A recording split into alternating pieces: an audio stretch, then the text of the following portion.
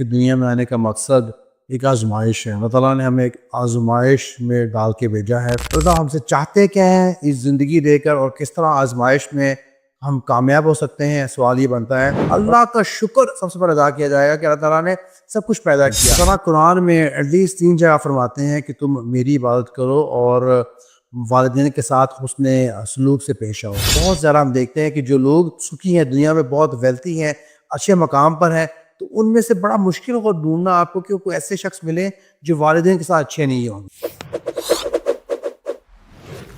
جی بالکل، انسان کا اوبویسلی بینگ اے مسلم ہم سمجھتے ہیں کہ دنیا میں آنے کا مقصد ایک آزمائش ہے۔ اللہ تعالیٰ نے ہمیں ایک آزمائش میں ڈال کے بھیجا ہے کہ ہم دنیا میں جا کر کیا کرتے ہیں، اور گویا کہ واپس جنت کے مستحق بنتے ہیں کہ نہیں، جو ہر مسلمان کی الٹیمیٹ ڈیسٹینیشن ہے۔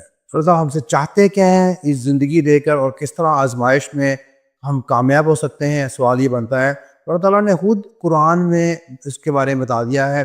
ایٹ لیسٹ 3 جگہ پر اللہ تعالیٰ فرماتے ہیں کہ تم میری عبادت کرو اور والدین کے ساتھ احسان کرو۔ یعنی کہ مقصد تو نکل آیا کہ اللہ تعالیٰ کی عبادت کرنی ہے اور اللہ کی مخلوق کے ساتھ نائس ہونا ہے، اور مخلوق میں سے سب سے زیادہ رسپیکٹفل اوبویسلی پیرنٹس۔ اللہ تعالیٰ قرآن میں ایٹ لیسٹ 3 جگہ فرماتے ہیں کہ تم میری عبادت کرو اور والدین کے ساتھ حسن سلوک سے پیش آؤ۔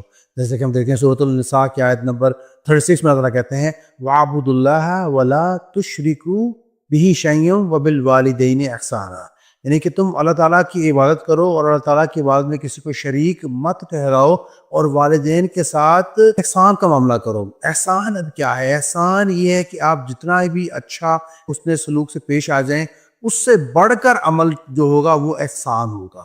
تو اللہ تعالیٰ نے کلیئر کٹ کہہ دیا ہے کہ میرے علاوہ تم کسی کی عبادت نہ کرو، یعنی کہ عبادت صرف میرے لیے ہوگی، اور پھر والدین کے ساتھ اچھا سلوک پیش آؤ، والدین کے ساتھ احسان کا معاملہ رکھو۔ اور اس طرح سورۃ الاسراء کی آیت نمبر 36 پر طرف فرماتے ہیں کہ اور اللہ تعالیٰ نے صاف صاف حکم دے دیا ہے کہ عبادت صرف میری ہی ہوگی، کیونکہ عبادت صرف اللہ تعالیٰ کی ہوگی، اور والدین کے ساتھ احسان کا معاملہ رکھو۔ اور اللہ تعالیٰ کہتے ہیں کہ باقی لوگوں کے ساتھ کیسے ڈیل کرنا ہے، تو اللہ تعالیٰ نے تو کلیئرلی یہ کہہ دیا۔ اور تیسری جگہ پر سورۃ اللقمان کی آیت نمبر ہم دیکھیں 14-15 میں اللہ تعالیٰ نے کہا ہے کہ اللہ کے علاوہ کسی اور کو اس کے شریک مت ٹھہراؤ، اور والدین کے ساتھ اچھے طریقے سے پیش آؤ، تو یعنی کہ والدین کے شکر گزار رہو۔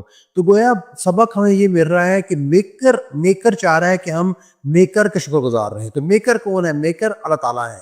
اللہ تعالیٰ نے تخلیق کیا ہے، سب کچھ پیدا کیا ہے، تو اللہ کہتے ہیں سب سے پہلے تو میرے شکر گزار بنو، میری عبادت کرو۔ اللہ کی عبادت سب سے پہلے کی جائے گی، اللہ کا شکر سب سے پہلے ادا کیا جائے گا کہ اللہ تعالیٰ نے سب کچھ پیدا کیا۔ پھر انسان کو دنیا میں پیدا کس نے کیا؟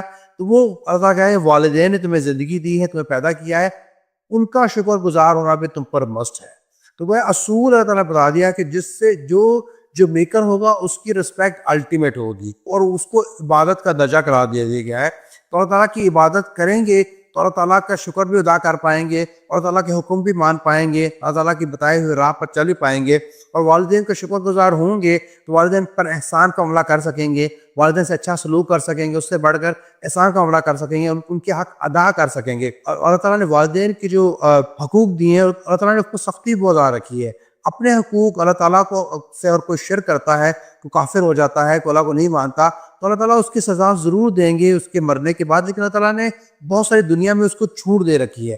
لیکن ہم دیکھتے ہیں کہ والدین کے جو ناشکرے ہیں، والدین کے ساتھ جو اچھا سلوک نہیں کرتے، ان کی پکڑ دنیا میں بھی ہوگی، ان کو سزا اللہ تعالیٰ دنیا میں ہی دینے شروع کر دیتے ہیں۔ بہت زیادہ ہم دیکھتے ہیں کہ جو لوگ سکھی ہیں، دنیا میں بہت ویلتھی ہیں، اچھے مقام پر ہیں، تو ان میں سے بڑا مشکل ہوگا ڈھونڈنا آپ کو کہ کوئی ایسے شخص ملے جو والدین کے ساتھ اچھے نہیں ہوں گے۔ میجورٹی ان میں یہی ہوگی جو والدین کے ساتھ اچھے ہوں گے۔ ہم دیکھتے ہیں جاہل قسم کے لوگ بہت سارے ہیں جو والدین کو رسپیکٹ نہیں دیتے، تو طرح طرح کی ٹھوکریں بھی وہی دنیا میں کھا رہی ہیں۔